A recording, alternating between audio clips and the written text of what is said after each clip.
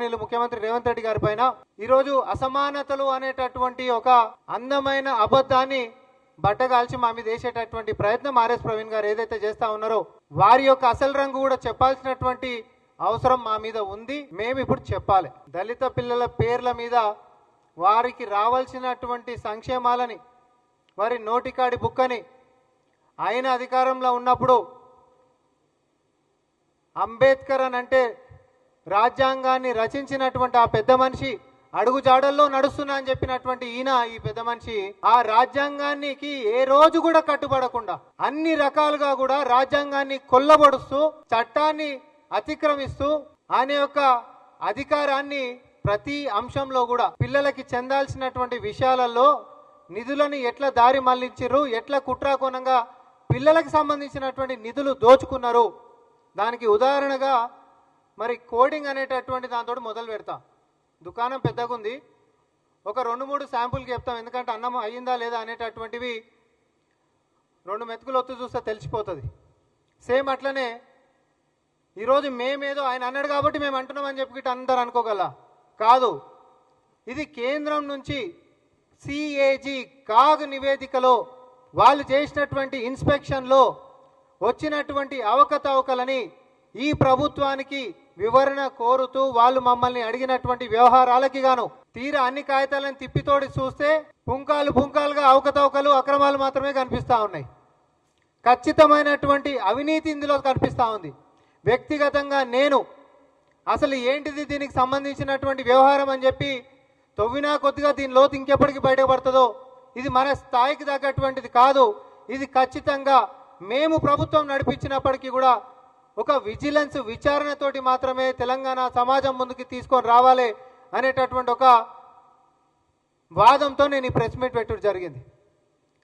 దీంట్లో ఏ అంశాలలో అయినాయి, ఉదాహరణకి కోడింగ్ అని చెప్పి ఆయన సెక్రటరీ లెక్క ఉన్నప్పుడు కోడింగ్ తీసుకొని వచ్చిండండి ఈ రాష్ట్రంలో.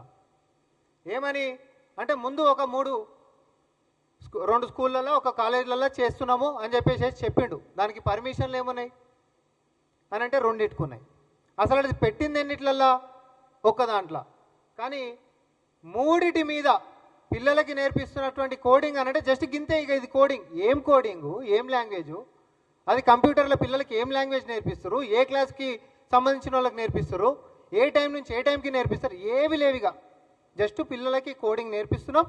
ప్రతి సంవత్సరానికి జరుగుతున్నటువంటి ఖర్చు 4,50,11,991 రూపాయలు. ఇక గింతే.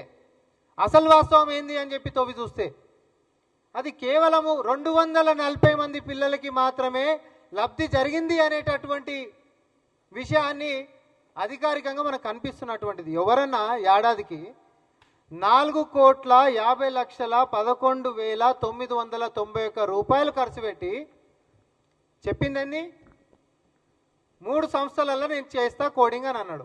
చేసిందంతా ఒక్క దాంట్లో. పర్మిషన్లు ఎన్నిటికి తీసుకుంటూ 2. ఇప్పుడు ఒక విధానం లేదా?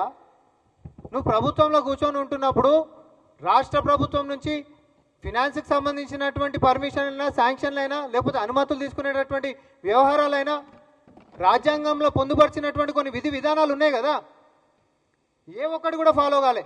ఇంకోటి ఇప్పుడు ఈ 4 కోట్లన్నరకి సంబంధించినటువంటి టెండర్ల లెక్క జనరల్గా మనందరికి తెలిసినటువంటి విధానం ఏంది? ఈ టెండర్లలో పోవాలి. పారదర్శకంగా ఎవరైనా కూడా అధికారి వ్యవహరించాలి అని అంటే ఈ టెండర్ల ద్వారా పోవాలి. ఎందుకంటే దానికి కాంపిటీటర్స్ ఎవరు వస్తారు వాళ్ళందరూ కూడా పారదర్శకంగా ఎవరు అర్హత ఉంటే ఎవరు తక్కువ కోట్ చేస్తే వాళ్ళకి ఇచ్చేటటువంటిది. దీంట్లో ఎట్లాంటి ఈ టెండర్లకు పోయినటువంటిది ఆయన చరిత్రలోనే లేదు. ఇది కాదు మళ్ళీ తర్వాత చెప్పేటివి కూడా దేంట్లో కూడా ఈ టెండర్లకు ఆయన పోలే. చట్టాన్ని చేతులకు తీసుకొని పేరుకేమో అంబేద్కర్ గారి పేరు చెప్పుకుంటాడు, సంక్షేమమేమో దళిత పిల్లల పేరు చెప్పుకుంటాడు. కానీ దోచుక తిన్నది మాత్రం ఆర్ఎస్ ప్రవీణ్ కుమార్ గారు. మీరు దీనికి జవాబు చెప్పాలి. ఈ టెండర్లకి మీరు ఎందుకు పోలే?